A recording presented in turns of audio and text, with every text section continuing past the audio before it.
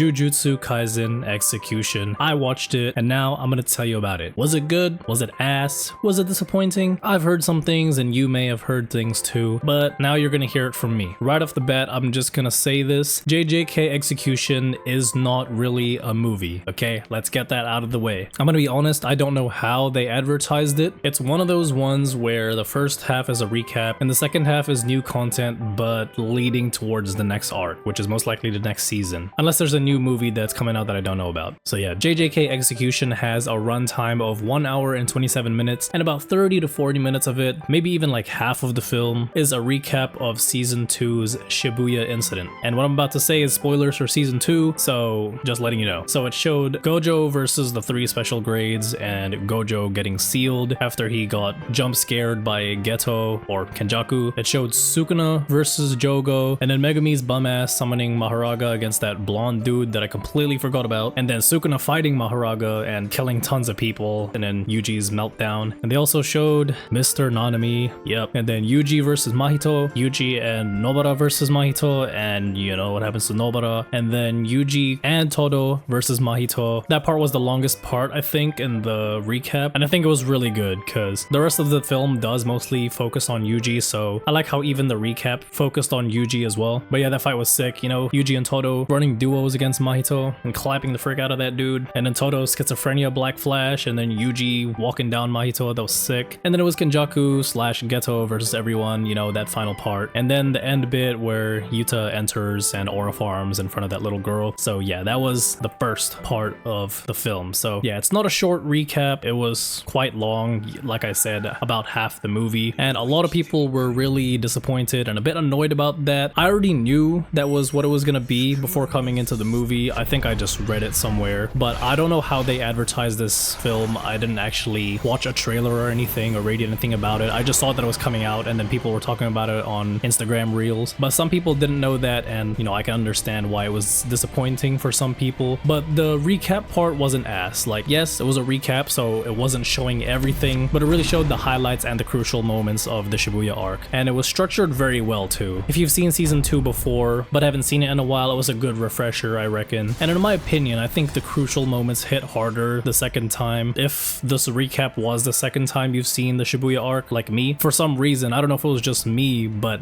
they really just did hit harder. Like the emotional moments, the hype, intense moments, the voice acting and everything, you know, like Yuji's breakdowns. It was just very, very impactful. But again, maybe that's just me. I don't know why it was like that for me. And I guess that's the one thing that's pretty cool about JJK Execution, since it's not like a typical movie where they start off slow, you know, develop characters and then reach a climax. Since this is like a recap, you're pretty much thrown into action right away. So if you're looking for action, you know, cool scenes to watch, although they are season 2 clips, I reckon that was still pretty cool. So after the season 2 Shibuya arc, that's when the new stuff comes in. So the first new part is Yuji's execution arc. I'd say it was good. You know, it was just a continuation of last time. You know, Yuta has to go execute Yuji, and it's showing how Yuta went about doing that and what Yuji did to prevent stuff like that from happening. And then a little bit extra stuff, you know, around 3 to 4 new fight scenes, if I could remember off the top of my head. The main one, I reckon the highlight was Naoya versus Choso. That was definitely the coolest fight. It was also the longest. Yuji and Yuta had like 2 fights, or maybe it was 1, but it was split up into 2 sections. And that was cool, but it was a little bit underwhelming just because it was short. But at the same time, at this point in the film, Yuta is like way stronger than Yuji, so it's like, can't really do much about it. It would be kind of strange if Yuji and Yuta were able to have a long fight. But the main new fight, I reckon, like I said, was Naoya versus Choso. That fight was cool. It was long, the animation was cool, there was quite a lot of hand-to-hand combat, so it was not just cursed energy and cursed technique fighting. And I'm sure you guys have heard already and seen clips, but yeah, Naoya was absolutely clapping Choso when they were throwing hands. He was hitting like 18-piece combos at Choso, bro. It was wild, it was sick. But there was one part that was a little bit like, they were moving really fast in a tunnel and they were both just blobs. It was just like red blobs, and then yeah, it felt a little bit underwhelming, that part, and it was a little bit hard to track. I have a bit of that problem when watching action scenes. Sometimes I find things hard to track, like where they're at, what they're doing, the direction they're going in, and I felt that way a little bit. But then again, this movie is just pretty much leading you to the next part. So the most important parts of this film are information and talking. And the fact that they even gave us new fight scenes that were pretty cool is, you know, that's enough. That's good enough, you know. And I'm not saying it was ass, because I'm gonna say this right now. The main highlight of this whole film is Mappa's animation and illustration. They're doing that thing where they have various art styles and animation styles, but they don't clash. They all complement each other and they match the vibes of their scenes. And everything's just so vibrant. The designs of the characters, the designs of the curses, you know, everything. Probably my highlight of this film, Mappa's animation and art and illustration. But yeah, other than those few fight scenes, the rest was just talking. It was talking about what's happened recently and then their plans moving forward, what they're gonna do next about Kenjaku. You know, Yuji was feeling hella guilty and then everyone was telling him basically that he's fine, it's not his fault, and that they need his help for the Culling games. And then they explain what the Culling games is and how it started, what's happening, who's the bad guy, yada yada yada. And then lastly, the very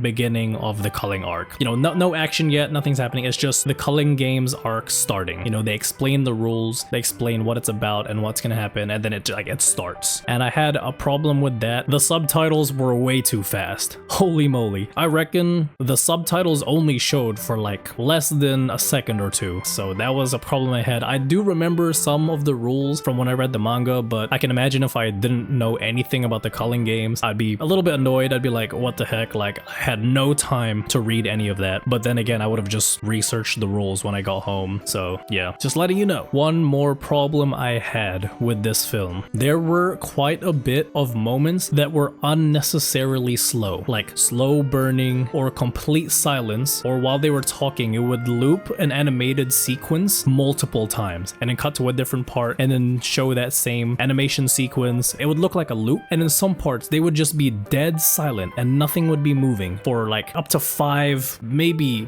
a stretch, but it felt like 10 seconds. Like they were dead ass just staying still, no sound, no movement for 5 to 10 seconds. I don't know what that was trying to achieve, whether it was like dramatic tension or something, but it felt really unnecessary. So that's my main issue with this film, because that's really the only one that caught my attention. And I'm not really a movie nerd, so I can't really like tell if something is off or wrong unless it's really bad or really noticeable, and this was noticeable. But other than that, for what it is, it's good, I think. And that's basically what this film was. Nothing absolutely insane, nothing's absolutely crazy. Again, it's not a movie, it's a recap and then an introduction to the next arc, okay? This movie is really good for Jujutsu Kaisen fans, especially like diehard fans, the ones that just want to see what's next and just wants to see JJK content. I don't think it's intended for a general audience. It's definitely way more enjoyable if you're a fan of JJK. And I also will say it is not worth the IMAX price. I watched it in IMAX and I don't think it's worth, unless you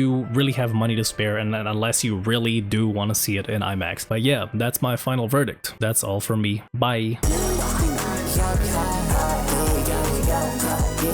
high,